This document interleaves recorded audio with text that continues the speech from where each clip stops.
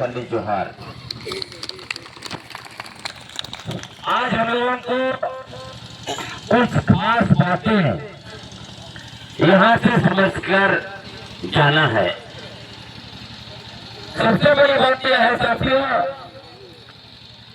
कि जिस राष्ट्र के निर्माण के लिए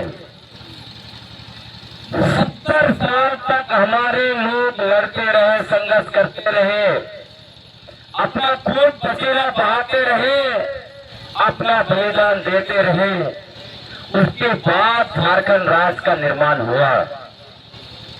इस राज्य का अलग राज्य का आंदोलन के लिए जब लोग हुजूम जाते थे तब क्या नारा लगाते थे? अबुआ दिसुम अबुआ राइज, जो जंगल जमीन हमारा है, कैसे लेंगे झारखंड, लड़के लेंगे झारखंड। लेकिन 25 साल के बाद क्या हुआ? झारखंड निर्माण के 25 साल के बाद कहीं भी कोई आदिवासी में उत्साह नहीं दिख रहा है। सभी जगह जहां जहां हम लोग जा रहे हैं सभी लोग दुखी है। क्यों दुखी है?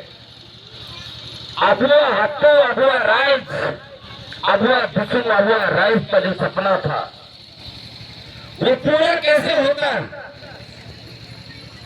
यही पेशा कानून, जिस कानून का मकसद था हमारे पारंपरिक ग्राम समाज को हमारे पुरखों के द्वारा बनाया गया पारंपरिक शासन व्यवस्था को शासन की शक्ति और अधिकार देना। लेकिन यह दुर्भाग्य की बात है जो आज अबुआ दिसुम अबुआ राज के नारे पर बदौलत बना, उस राज्य में आज तक पेशा कानून को विधिवत रूप से इन सारे लोगों ने लागू नहीं किया, जिसका हम लोग पिछले 25 साल से ढूंढ रहे हैं, जिनको सत्ता दे रहे हैं, मुख्यमंत्री बना रहे हैं, मंत्री बना रहे हैं, विधायक बना रहे हैं, नेता बना रहे हैं। आप सोचिए हमारी भी गलती है। हमारी गलती यह है, एक भाई ने कहा अपने वक्तव्य में, पेशा कानून 1996 24 दिसंबर 1997 से स्वतः लागू हो चुका था। हमको करना क्या था? सभी जगह ग्राम सभा मजबूत कर करके वहां पे रेजोल्यूशन पास कर देना था कि आज दिन इतना से आज फलाना ग्राम सभा के सीमाना के अंदर में पेशा कानून लागू हो चुका है। यहाँ जो भी होगा पेशा कानून के तहत होगा। लेकिन हम लोगों ने नहीं किया। हम लोगों ने क्या किया? बाहर से जो आते हैं हम लोग को भरमाते हैं, हमारी एकता को तोड़ते हैं, हमें अनशन बताते हैं। उन लोगों के पीछे हम लोग जाके चलते गए, सिर्फ रैली करते गए, नारा लगाते गए, लेकिन हमने गांव में कुछ नहीं किया। भाषण देने वालों के लिए हम लोग ताली पकते रहे, चंदा कर करके हम जाके रैली पे जाते रहते हैं, लेकिन क्या हमने ग्राम सभा के लिए कुछ किया? देखिए इधर हमारा जीरे मुंडा का, जीरे का हटुंगड़ा का आपने सुना ना? विगत 8-9 महीने से हम लोग लगातार झारखंड सरकार को कह रहे थे पेशा कानून को विधिवत से लागू करो, विधिवत से लागू करो। ये लोग विगत 3 साल से पेशा कानून का 3 नियमावली बनाया। तीनों नियमावली को हम लोगों ने देखा तो पता चला ये लोग आपको अधिकार देना नहीं चाहते हैं। ये बाहर का जितने लोग झारखंड में आके बैठ गया है, यहाँ का खनिज संपदा, यहाँ का पहाड़, बालू, गिट्टी, खनिज संपदा, जंगल, टिम्बर, सारा जिसको जमीन को लूट रहा है, वही लोग को ये लोग सब कुछ देना चाहता है। तब हमने कहा यदि झारखंड सरकार पेशा नियमावली नहीं बनाती है, पेशा कानून को विधिवत लागू नहीं करना चाहती है, तो कोई बात नहीं, पेशा कानून स्वतः लागू है, हम लोग खुद लागू करेंगे। जीरो मॉडल ने आपको रास्ता दिखा दिया, जीरो मॉडल ने कार्यकारी समिति बनाया और पेशा कानून को लागू कर दिया। पूरा प्रशासन में हड़कंप मच गया था। इनको डराने के लिए पुलिस थाना वाला आया, एसडीओ से लेकर डीसी तक जो है कि इनके पीछे लगे, लेकिन इन्होंने एक एक कानून और नियम को छुपा दिया उनको। मालिक हम है, ये गांव आपका है, आप यहाँ नौकरी करने आए हो, नियम कानून को लागू करो। यदि नियम कानून के खिलाफ करोगे और हमें धमकाने का कोशिश करोगे, हम डरने वाले नहीं, हम मुंडा है, यहाँ के मालिक है। हम लोगों ने फिर ब्रिटिश हुकूमत को चुनौती दिया, ब्रिटिश हुकूमत के सामने हम सरेंडर नहीं किए, तो तुम्हारे सामने क्या सरेंडर करेंगे कि यहाँ नौकरी करने आए हो, कमाने खाने आए हो। तो यही जज्बा के साथ हमें लगाना है, यही जज्बा के साथ काम करना है। देखिए उन्होंने एक से एक काम करके दिखा दिया जो उन्होंने बताया। सोचिए, मैं इस पे आऊंगा, क्या क्या अधिकार है, और ज्यूरी मॉडल ने क्या क्या लागू कर दिया। ज्यूरी मॉडल लागू हो रहा था तब भी कुछ बुद्धिजीवी लोग भ्रम फैला रहे थे, कह रहे थे ज्यूरी मॉडल गलत है, सरकार जब तक नियमावली नहीं लागू करेगी तब तक ज्यूरी मॉडल को हम लोग नहीं मानेंगे। कौन लोग भ्रम फैला रहे हैं? वही लोग जो आपको पेशा कानून को भी कभी पी पेशा बोलता है, कभी कुछ बोलता है। दो कानून है क्या? जब संसद में पारित हुआ पेशा कानून 1996, उसका लंबा नाम है अंग्रेजी में the provisions of the panchayat extension to the schedule area act. इसीलिए छोटा नाम लोगों को याद रहेगा, क्योंकि केंद्र सरकार ने कानून पास करने के बाद पेशा 1996 पेशा कानून 1996 बना दिया। अब उसको लागू कराने के बजाय कुछ लोग उसको पी पेशा, तो कोई डी पेशा, कोई क्या पेशा बोलते रहता है। आप उसको सी पेशा, डी पेशा, पी पेशा बोलिए, कुछ भी बोलिए, वो एक ही कानून है। आप नहीं लागू करेंगे, कोई लागू नहीं लागू करने वाला है। ये क्या होता है? जब तक सरकार नहीं लागू करेगी, जब तक नियमावली नहीं लागू बनाएगा, तब तक हम नहीं मानेंगे। ऐसे लोगों को क्या बनेगा? तो पेशा कानून 1996 का धारा 5 में स्पष्ट लिखा हुआ है कि कानून पास होने के बाद यदि 1 साल के अंदर राज्य सरकारें अपने अनुरूप कानून नहीं बनाएंगे, तो ये केंद्रीय कानून स्वतः लागू माना जाएगा, लिखा हुआ है।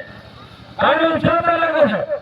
मैं कहता हूँ, आप कहते हैं सरकार ये सब कुछ करेगा, तो कल आपका बेटा बेटी का शादी भी सरकार को करने दीजिए, आपका परिवार को घुमाने सरकार को दीजिए, सब कुछ सरकार करेगा, आप क्यों करेगा? बैठे रहिए घर में।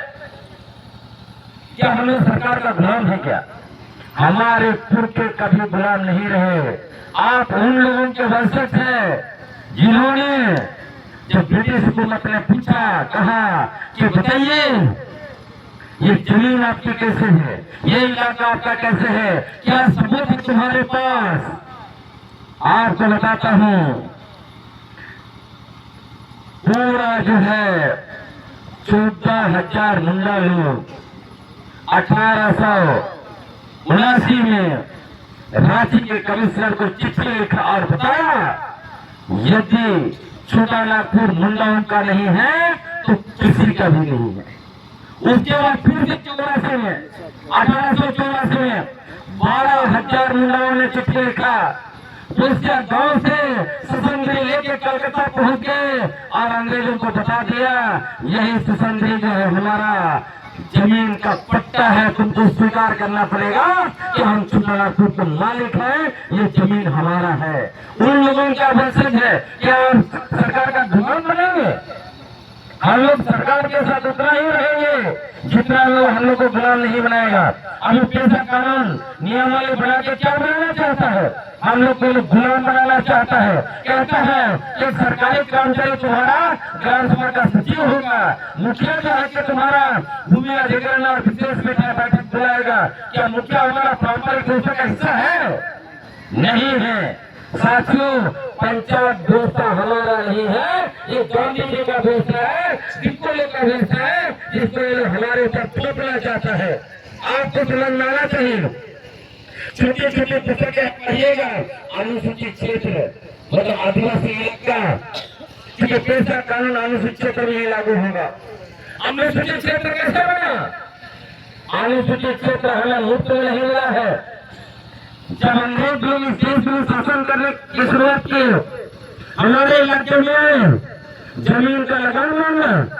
हमारे पुरखों ने कहा ये जमीन हमारे पुरखों ने बनाई है, ये जमीन हमें भगवान ने दिया है, तुमने जमीन नहीं दिया है, तुमको हम लगान क्यों देंगे? हम सरकार को नहीं पहचानते हैं। साथियों, इसका यह असर हुआ, उन्होंने जमींदारी प्रथा में जो हमारे पुर के पट्टा नहीं लिए, उन जमीनों को किसी और दिक्कुलों के नाम से लिख दिया। जो जमीन का कानून बनाया उन्होंने 1793 में, अस्थायी बंदोबस्ती कानून, क्या किया मालूम आपको?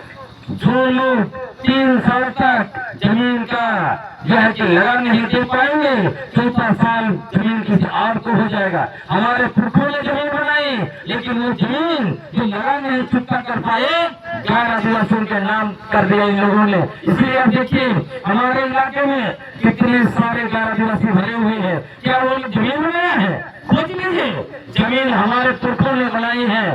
छोटानागपुर में आपको बताता हूँ, छोटानागपुर में सबसे पहले जो बसने वाले जो लोग थे, वो आशूर थे, वो मुंडर थे, वो परिया थे, वो खोज थे और वो भील थे।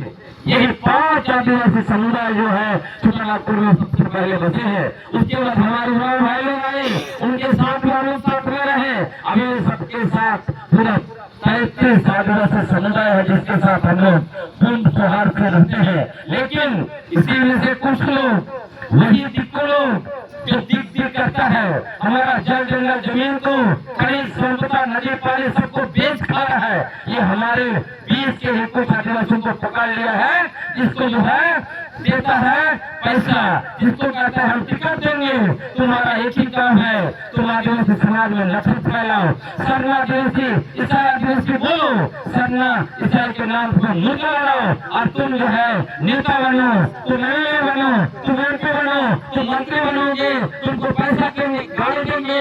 ये लालच की वजह से हमारे बीच में से कुछ लोग हैं जो दिक्कुओं के साथ खड़े हैं। इसलिए उनको मैं बहुत चुनौती देता हूँ, कभी कभी गुस्सा आता है तो मैं कहता भी हूँ कि तुम लोग प्रवासी हो, इसलिए होश में रहो। यहाँ पे नफरत फैलाओगे तो हम लोग स्वीकार नहीं करेंगे। साथ में रहना है। हमारे पुरखों ने आपको प्रेम से प्यार से जमीन दे दिया, हमारे इलाकों में आपको बसा दिया, और हमारे ऊपर जो है नफरत तुम फैलाओगे, हमें एक दूसरे से लड़ाओगे, तो हम लोग ये बर्दाश्त नहीं करेंगे। क्या होता है?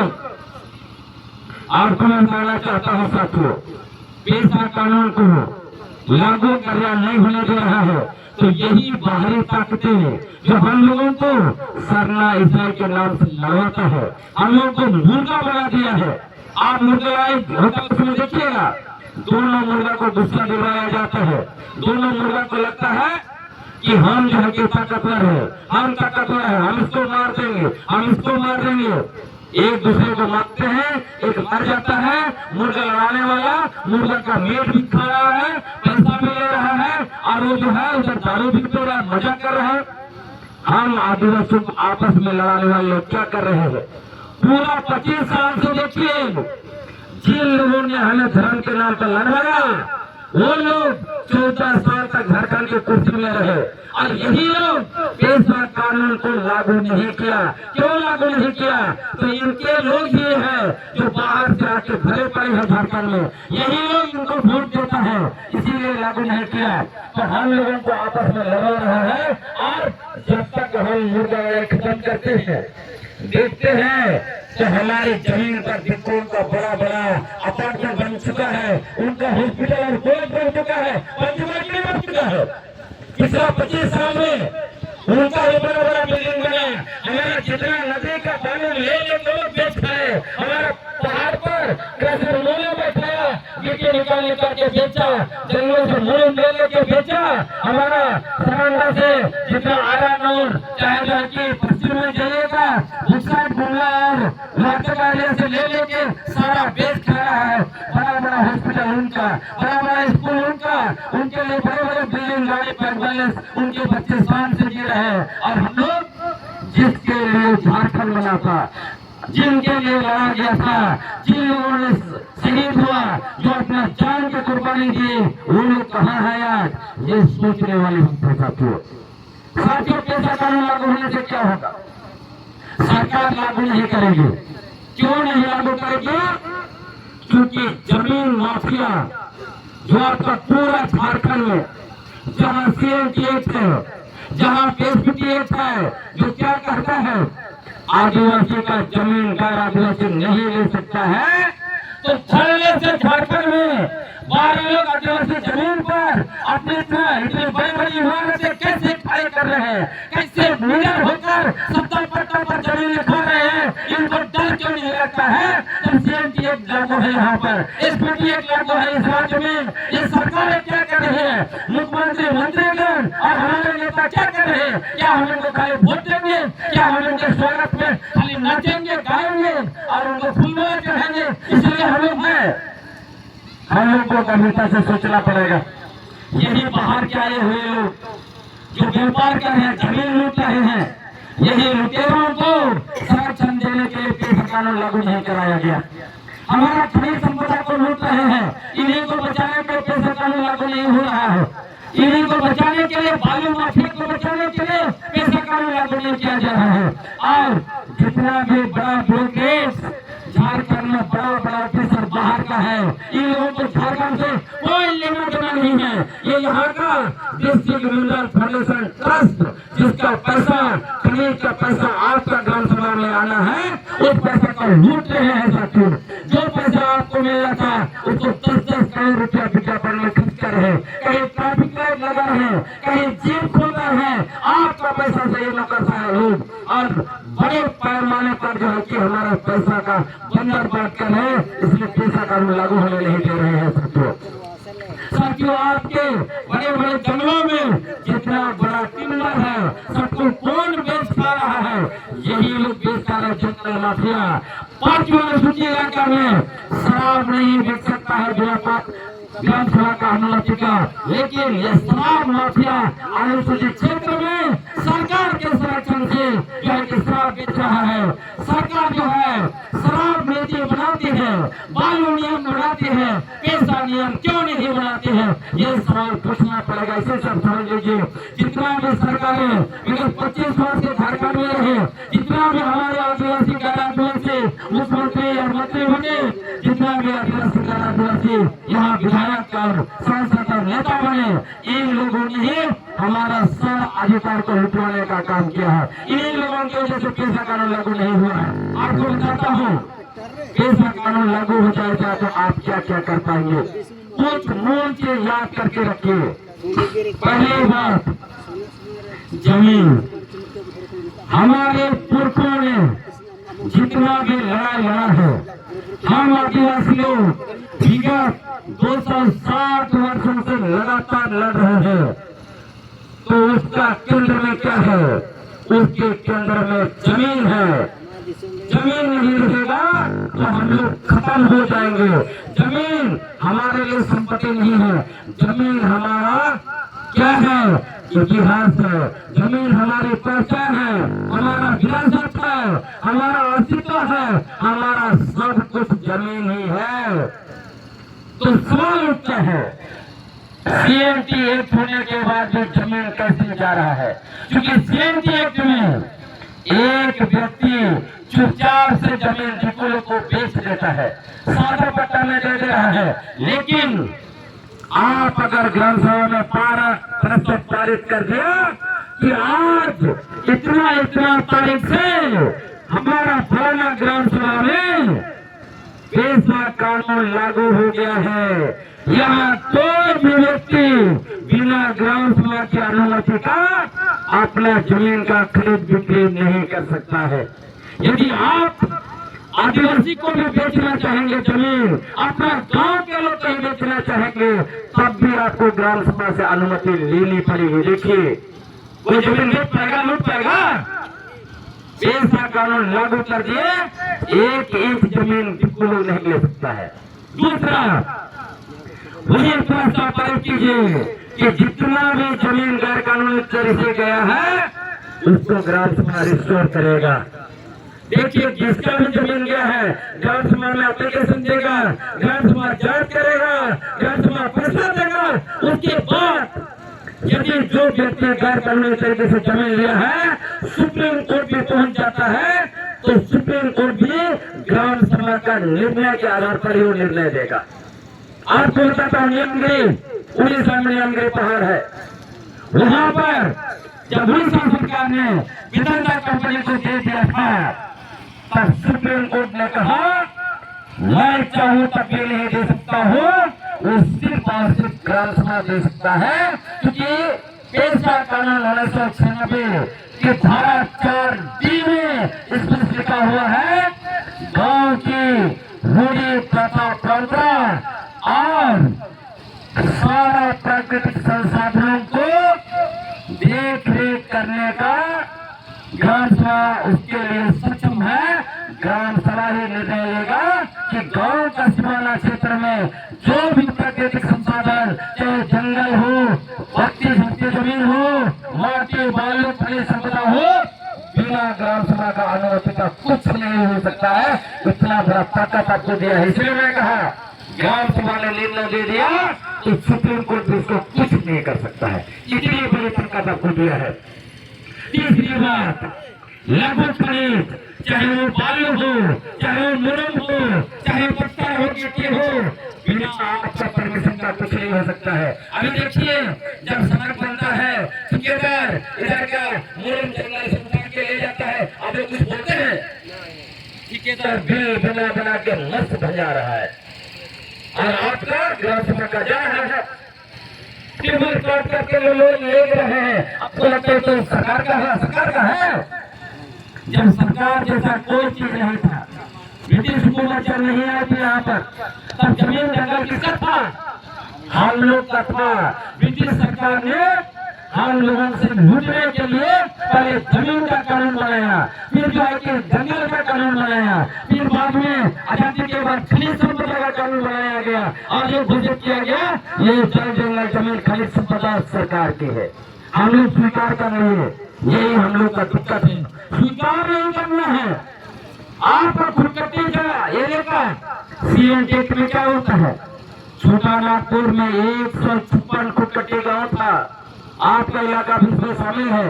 कहाँ गए 156 खुदकट्टी गाँव? हम लोगों को खोजना होगा उन 156 खुदकट्टी गाँव का अंदर में, उस गाँव के सीमाना के अंदर, जमीन के अंदर और जमीन का ऊपर जितना भी चीजें है वो आपका है, उसको कोई नहीं छीन सकता है आपसे। इतनी ताकत आपको सीएनटी में भी दिया है।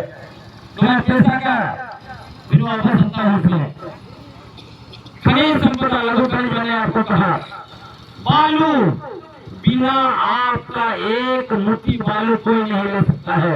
यदि आपके गांव जो गांव कसीमाना में नदी बहती है, उस नदी में जितना बालू निकलता है, बिना ग्राम सभा का अनुमति का कोई कुछ नहीं कर सकता है। आप उसका मालिक है।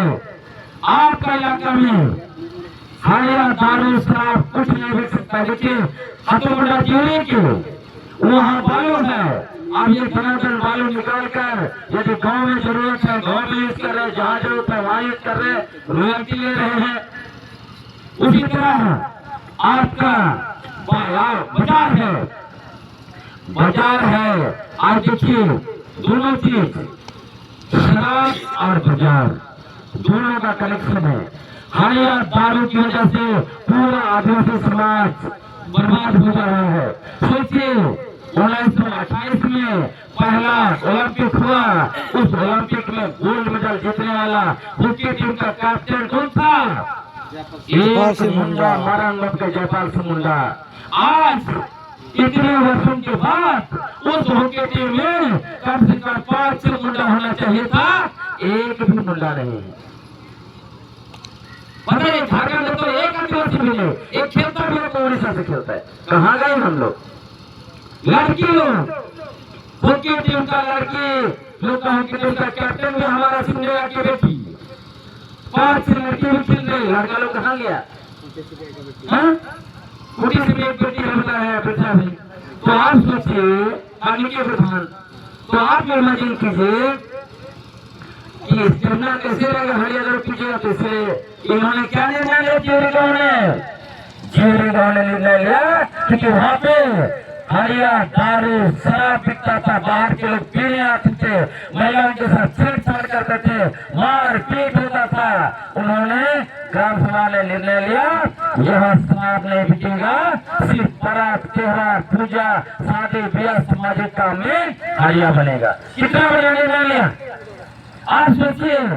पी रहे हैं आप, घर जाके आप अपनी पत्नियों को पीट रहे हैं, घर जाके बच्चों के साथ जो है कि आप बच्चे बच्चे झगड़ा कर रहे हैं और बच्चे पर असर पड़ रहा है। कितना गलत बात है, गलत बात क्या है कि आप लोग को बुरा लग सकता है, लेकिन सोचिए हम लोग को अपना समाज को ठीक करना है साथियों।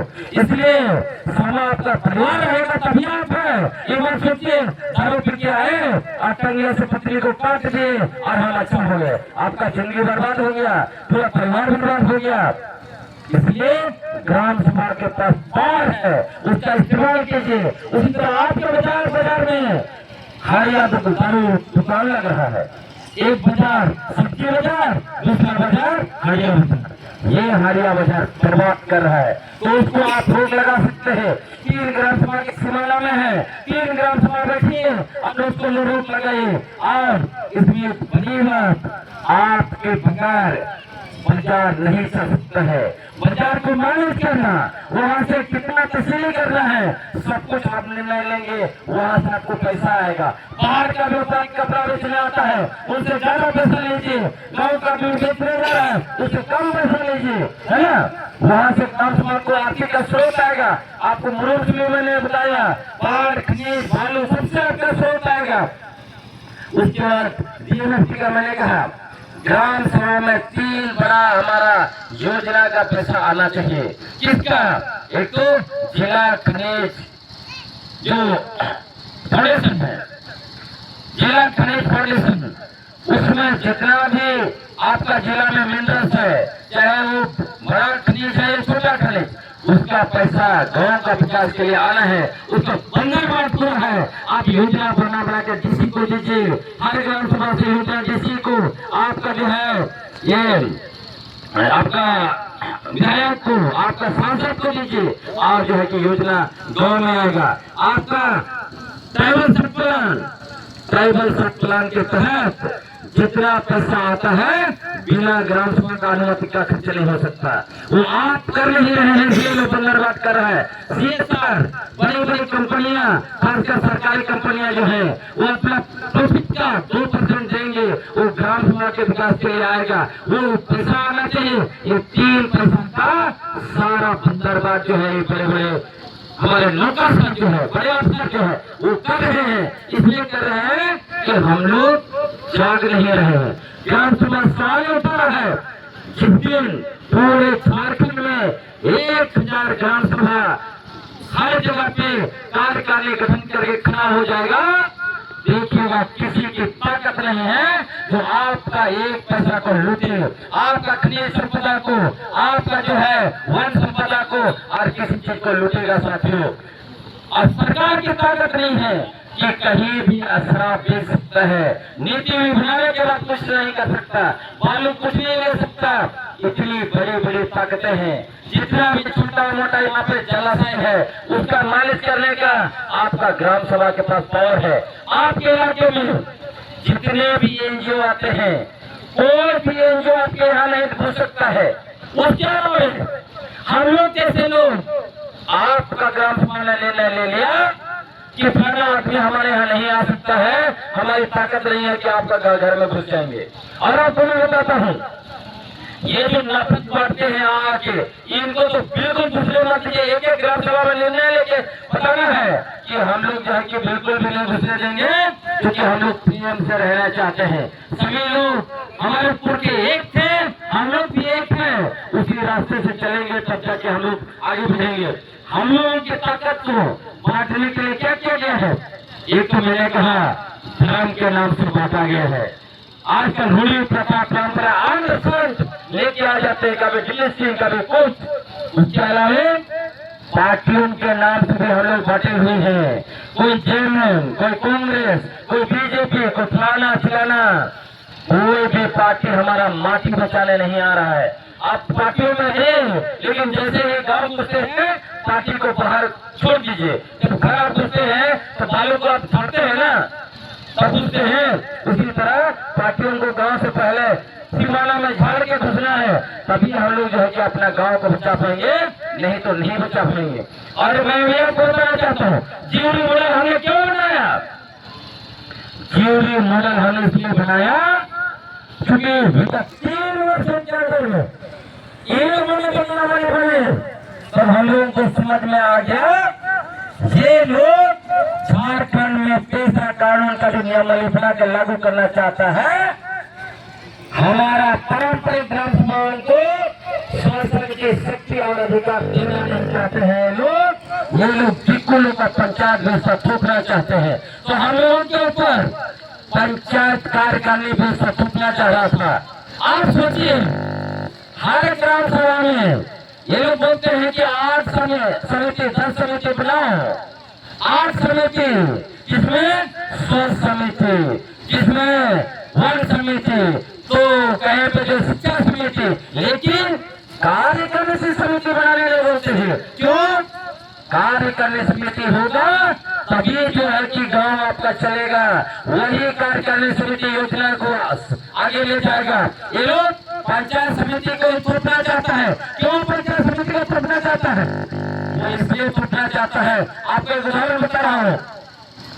एक पंचायत समिति अगर 2.5 लाख रुपए का एक योजना ला रहा है, गांव का नाली बनाना है, उसमें से कितना % पा रहे लोग आपको पता है? 10% पंचायत समिति, 10% मुखिया, उसके बाद प्रमुख 5%, बीडीओ 5%, जेई 5%, उसके बाद बीडीओ में कंप्यूटर ऑपरेटर 2%। परसेंटेज देते देते कितना हो जाता है? 2.5 लाख का योजना 1.5 लाख में आ गया। उसके बाद योजना लागू करेगा वो 50,000 बचाएगा, कितना में बनेगा आपका नाली? 1 लाख में, ठीक है ना? तो इसीलिए हम लोग कह रहे हैं ये पंचायत व्यवस्था नहीं चलेगा। क्या बोलते हैं? पंचायत व्यवस्था चलेगा? बोलिए सबसे, पंचायत व्यवस्था को चलाना है कि हमारा पारंपरिक ग्राम सभा चलेगा? आप लोग कुछ नहीं बोलते, कैसे? कार्यकारिणी समिति चाहिए, ग्राम सभा का कार्यकारिणी समिति चाहिए या टिकुलों का पंचायत व्यवस्था का कार्यकारिणी समिति चाहिए? आप सोचिए, मैं बार बार कह रहा हूं लोगों को जा जाके, जितना लोगों को आप वोट देते हैं वार्ड सभा से लेके एमपी तक, उनको जब भी आते हैं आप क्या करते हैं? नाचते हैं, गाते हैं, फूल माला चढ़ाते हैं, बड़ी बड़ी बातें उनके लिए करते हैं, भाषण सुनते हैं और चले जाते हैं। और ये लोग क्या करता है? एक योजना लाता है, वो योजना में परसेंटेज खाता है और उद्घाटन करने जाता है, अपना नाम प्लेट वहां पे लगाता है, नेम प्लेट लगाता है, उद्घाटन करता है। बेसरा लोग लगा अपना बाप का घर से जाके वहां पर नाली और रोड स्कूल बनाया है। क्या बोलते हैं? उनको नेम प्लेट लगाना चाहिए, नहीं लगाना चाहिए ना? एक तो परसेंटेज खाया हमारा टैक्स का पैसा का और विकास का योजना, और उसको में अपना नेम प्लेट लगा रहा है, लगा अपना बाप से लाया है। तो इसीलिए मैंने कहा आपको, ये नेता लोग को जब तक आप सवाल नहीं पूछेंगे, जब तक आप उनके सामने नाचते गाते रहेंगे, ढोल मांडा पीटते रहेंगे, उनका स्वागत करते रहेंगे, उनको फूल माला चढ़ाते रहेंगे, ये लोग सुधरने वाला नहीं है। ये लोग सुधरेगा कैसे? आपका इस इलाका का 14 मौजा के लोग यहाँ बैठे हैं, सारा 14 मौजा में जल्दी से जल्दी पारंपरिक ग्राम सभा का कार्यकारिणी बनाइए, जिसमें हाथों मुंडा जो है उनको अध्यक्ष होना चाहिए, कोई महिला बोलने वाले को उपाध्यक्ष बनाइए, कोई पढ़े लिखे महिला को कोषाध्यक्ष बनाइए, कोई युवा को अगर पारंपरिक सचिव नहीं है तो युवा को बनाइए, पारंपरिक सचिव है तो युवा को सचिव बनाइए। ऐसे ही कई लोगों को डाल के इतना अच्छा बना दीजिए। अब इसलिए बनाना है क्योंकि हमारा पारंपरिक व्यवस्था को ये लोगों ने बदनाम करने की कोशिश किया, ताकि टिक्कू लोग का गांधी जी का पंचायत व्यवस्था हमारे ऊपर थोप सके। क्या बोलता था? आदिवासियों का व्यवस्था वंशवर्गीय है, वहाँ वंशवाली से आता है, वहाँ काफी लोग नहीं है बोल रहा था। उसके बाद बोलता है वहाँ पे महिला लोग नहीं है, वो लोकतंत्र विरोधी है, न्याय विरोधी है, वहाँ पे युवा लोग नहीं है। ऐसा बोल के हम लोगों को बदनाम कर रहा था। तब हम लोगों ने क्या किया? हम लोगों ने ऐसा जीवरी मॉडल क्रिएट किया। अब ये लोग पूरा का पूरा फ्लैट हो गया। अभी तो खूंटी का डीसी भी तारीफ कर रहा है, भारत सरकार का पंचायत राज मंत्रालय भी तारीफ कर रहा है साथियों। इसलिए मैं यही कहना चाहूंगा, आप पढ़िए पेशा पर मैंने कहा लिखा है, पेशा मत पढ़िए, एक एक धारा क्या बोलता है, उसके बाद 5वीं अनुसूची कैसे आया उस पर पढ़िए। 5वीं अनुसूची के लिए मैंने कहा था, लेकिन आप सुनिए, हमारे लोग लड़े, ब्रिटिश हुकूमत को घुसने नहीं दी हमारे इलाके में, इसीलिए हमारे लिए अलग व्यवस्था किया। 1874 में शेड्यूल डिस्ट्रिक्ट एक्ट बनाया, उसके बाद 1899 में गवर्नमेंट ऑफ इंडिया एक्ट बनाया, 1979 में, फिर 1935 में भी बनाया। तब उन्होंने हमारा इलाका को अलग रखा, कहा ये वर्जित क्षेत्र और आशिक क्षेत्र। उसी के आधार पर जब संविधान बना तब 5वीं और 6वीं अनुसूची बना। फिर जब पंचायत व्यवस्था तोड़ने के बारे में तब भी भारत सरकार डर गया कि आदिवासियों का अपना पारंपरिक व्यवस्था है, इसलिए उनके ऊपर पंचायत व्यवस्था नहीं थोपा जा सकता है। लेकिन जानते हैं कौन हमारे ऊपर पंचायत व्यवस्था थोपाया? जिन लोगों को चुनाव में हम लोग वोट देते हैं। 1993 में खोजिए भारत का संसद में, लोकसभा में कौन कौन लोग हमारे सांसद थे। से भूया और कई नेता थे जिन्होंने भारत सरकार को मांग किया कि अनुसूचित क्षेत्र में भी, गैर आदिवासी क्षेत्र में, गैर अनुसूचित क्षेत्र में जिस तरह से पंचायत चुनाव होता है वैसे ही हमारे यहाँ भी होना चाहिए। इसीलिए भूया कमेटी बना और भूया कमेटी में उन लोगों ने चुनाव थोपा है साथियों। यदि हमारे सांसद चुनाव की मांग नहीं किए रहते तो हमारा पारंपरिक शासन दूसरा ही आज जो है सारा विकास का योजना चलाती, विकास का पैसा आपका ग्राम सभा में आता, पंचायत कार्यकारिणी में नहीं आता। इतना दिन तक लोग खजूर नहीं होता, लेकिन हमारे नेता जिसको हम सुनते हैं हमारे लोग विकास करेगा, ये लोग उल्टा करता है। मैंने ये भी देखा है जितना डिस्ट्रिक्ट मिनरल फाउंडेशन ट्रस्ट का पैसा लूट होना चाहते हैं, जब डीसी साहब मीटिंग के लिए बुलाते हैं तो सांसद होते हैं, जैसे उनके प्रतिनिधि होते हैं, विधायक होते हैं, जिला परिषद होते हैं, जो भी लूट का योजना डीसी प्रस्तुत करता है सारे हमारे नेता लोग हार में हार मिला रहा है। आपको विश्वास नहीं है तो डिस्ट्रिक्ट मिनरल फाउंडेशन ट्रस्ट का हर जिला का वेबसाइट खोज के देख लीजिए, किस तरह का हमारा नेता ये बाहरी लोकल शो के सामने पीए बन के रहता है, और जब हम लोग माइक देते हैं तब भीड़ में बड़ा बड़ा भाषण देता है, कहता है जान जल जंगल जमीन बचाएंगे, ये बचाएंगे, वो बचाएंगे, आपको अधिकार देंगे, पेशा कानून लागू करेंगे। मौजूदा सरकार इंडिया गठबंधन के दोनों घटक दलों ने कहा था हम लोग जब आएंगे सत्ता में तो हम लोग पेशा कानून लागू करेंगे। आज तक पेशा कानून क्यों लागू नहीं कर रहे हैं, इसका जवाब देना पड़ेगा। विगत 3 वर्षों के अंदर में यही सरकार पेशा नियम वाले बना रही है, क्यों पेशा नियम वाले नहीं बना पा रही है? जबकि बालू लूट के लिए, बालू माफिया को जो है बालू लुटवाने के लिए नियमावली बन जाता है, दारू बेचने के लिए, शराब माफिया को पैसा से भरने के लिए नियमावली बना लेता है। आपको बताता हूँ झारखंड का सरकार, झारखंड की सारी राजनीतिक पार्टियां यही जमीन माफिया, यही शराब माफिया, यही जंगल माफिया, यही खनिज माफिया और यही सारा जो है माफिया लोग चला रहा है। यही लोग भर भर के पैसा देता है चुनाव लड़ने के लिए साथियों, इसलिए ये लोग पेशा कानून लागू नहीं कर रहा है। आखिरी बात मैं आपको कहना चाहता हूँ, इतना ज्यादा झारखंड में भी नफरत चलता है, क्या को लेकर? पहले कुर्मी महतो को लेकर, उसके बाद अभी सरनाई को लेकर, कुर्मी महतो का नफरत में कौन लोग लाया? यही नागपुर में बैठा हुआ लोग, जिन लोगों ने हम लोगों को धर्म के नाम पर लड़वाया।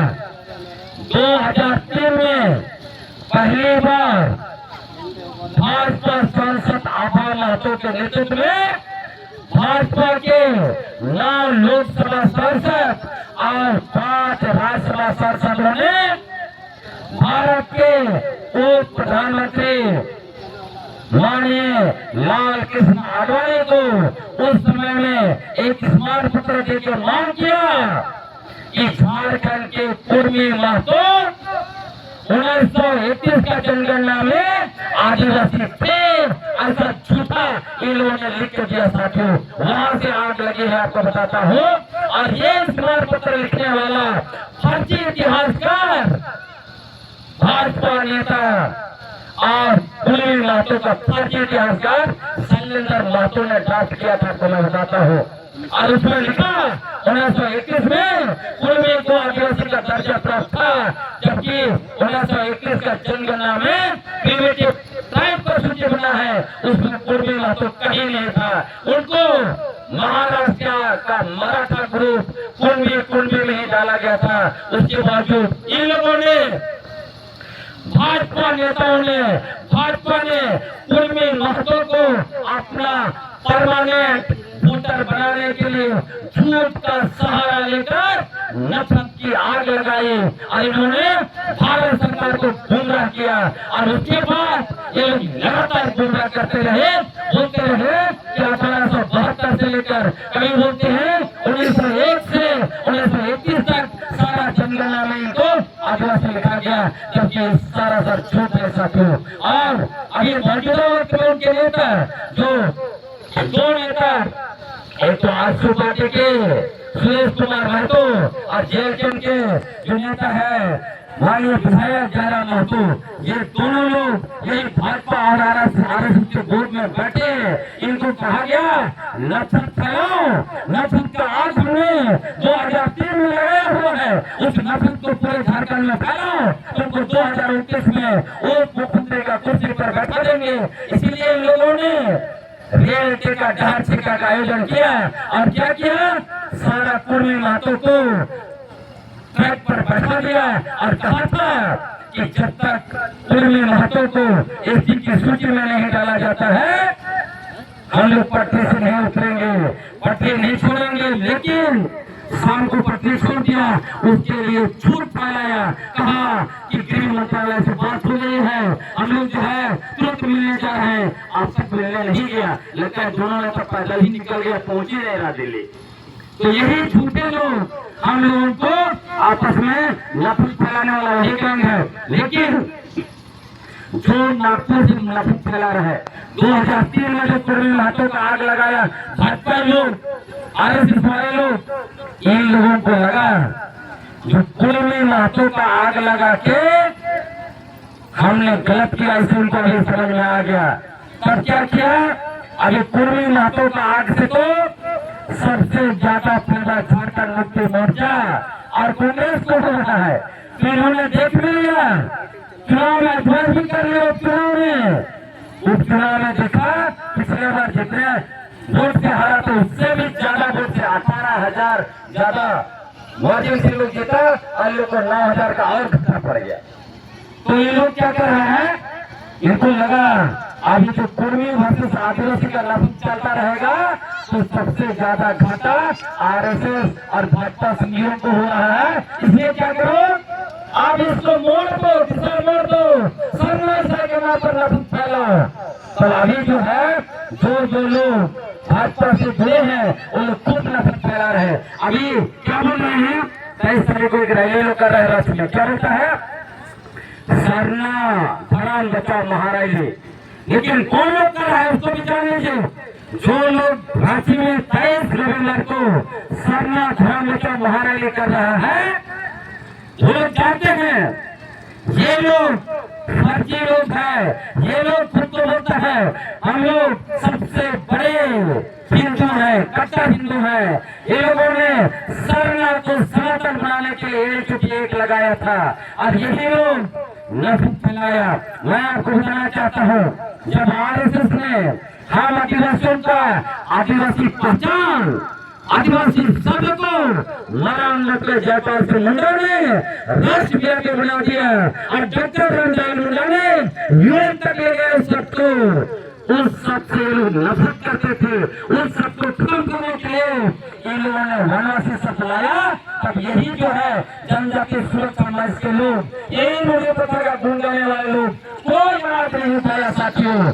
ये लोग आपको बताता हूँ 2016 में जब रघुवर दास ने लैंड बैंक बनाया, ग्राम सभा का बिना अनुमति का लैंड बैंक नहीं बना सकते हैं, क्योंकि पेशा कानून के तहत पूरा गांव का समाला का अंदर का सारा जमीन का मालिक ग्राम सभा है, चाहे वो पड़ती जमीन है, वो हुकूमत जमीन है या कुछ भी हो। लेकिन इन्होंने लैंड बैंक बनाकर झारखंड का 21 लाख एकड़ जमीन को लैंड बैंक में डाला। उसके अंदर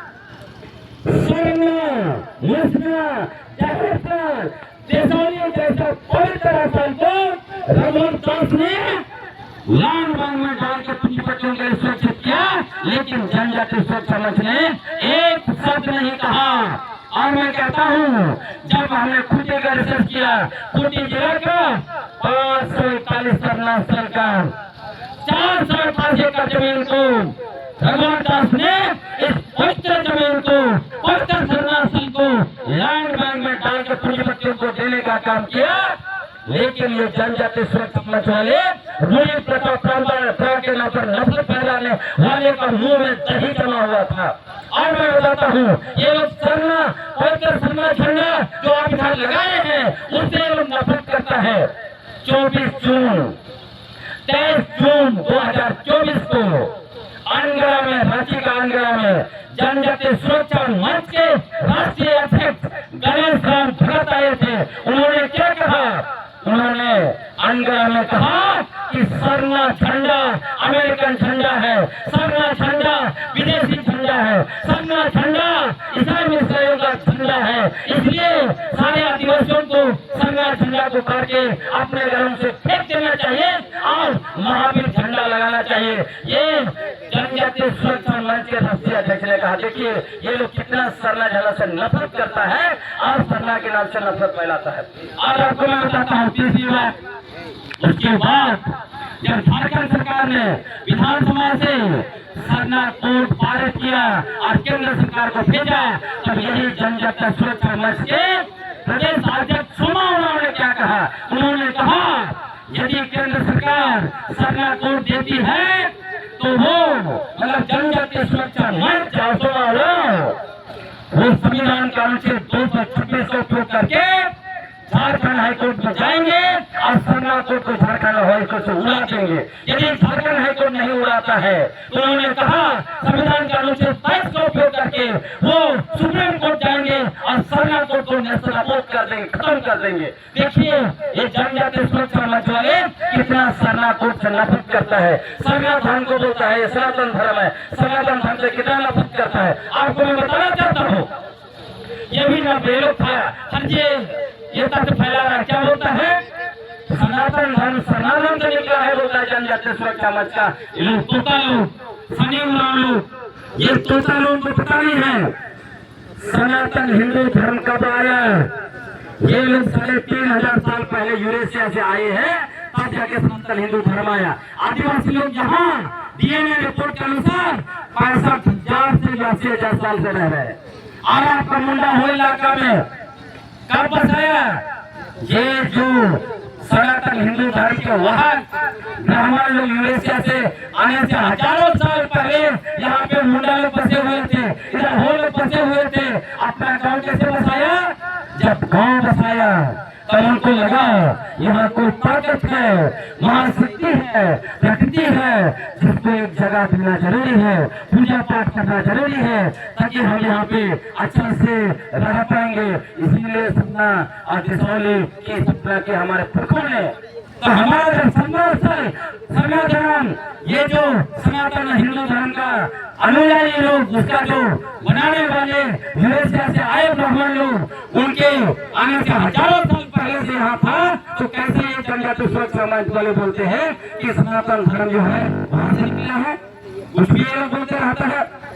तो इसलिए मैं सावधान कर रहा हूँ आपको, ये लोग सिर्फ और सिर्फ सरना ईसाई के नाम पर नफरत फैलाकर भाजपा के लिए वोट का जुगाड़ी करता है।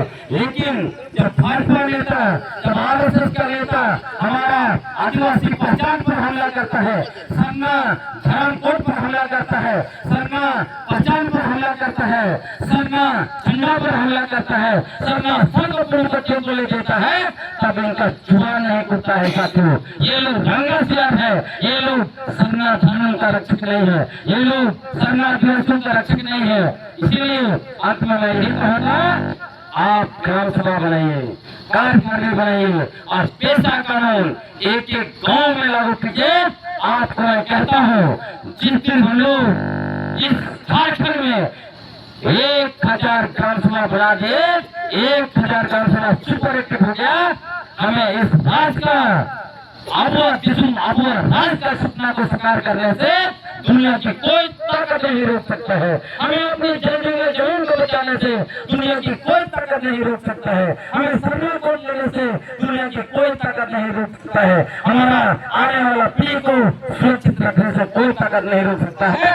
नहीं तो बाहर के लोग आके गाँव गाँव में सबको हमारा जल जंगल जमीन खनिज संपदा है सब छीनेंगे। और याद रखिए, यदि आज हमारे पास थोड़ा बहुत भी जमीन बचा हुआ है, आज हमारे पास जो भी जंगल बचा हुआ है, हमारे पास जो भी बालू खनिज नदी संपदा बचा हुआ है, वो इसलिए बचा हुआ है कि हमारे पुरखे जो है वो बलिदान दिए। भगवान बिरसा मुंडा जैसे लोग, उन्होंने यातना बर्दाश्त किया, शहीद होना चुना। हजारों लोग, बाबा तिलका मांझी और पहला जो हमारा सबसे बड़े नेता रहे भूमि समाज से आने वाले जो है रघुनाथ सिंह भूमि से लेकर बिरसा मुंडा, उसके बाद मारंगम के जयपाल सिंह मुंडा, डॉक्टर रामदयाल मुंडा जैसे बहुत लोग, और अभी जो कुर्मी महतो मुद्दा में अभी आपके इलाका के जो हमारे शहीद हुए उनको नमन करते हैं। उनका एक एक खून का जो है कि कुछ भी हम लोग बेचा नहीं होने देंगे। और आखिरी में मैं आपको कहना चाहता हूँ कि जहाँ जहाँ आप ग्राम सभा बनाएंगे, जहाँ जहाँ जल जंगल जमीन की बात होगी, जहाँ जहाँ आदिवासी अस्तित्व की बात होगी, जहाँ जहाँ आप मुझे बुलाएंगे, मैं आपको वचन देता हूँ, मैं हमारे पुरखों की आदिवासी पहचान को दिया गया, हमारे पुरखों के द्वारा भाषा, संस्कृति, परंपरा, रीति रिवाज, जल जंगल जमीन या जमीन इलाका और जितना भी खनिज संपदा वन संपदा को बचाने के लिए जब तक मैं जिंदा हूँ, अपना एक एक खून का कतरा, एक एक सांस देने के लिए हम लोग ना सिर्फ मैं, लेकिन हमारे सारे साथी तैयार है। बहुत बहुत धन्यवाद। जोहार।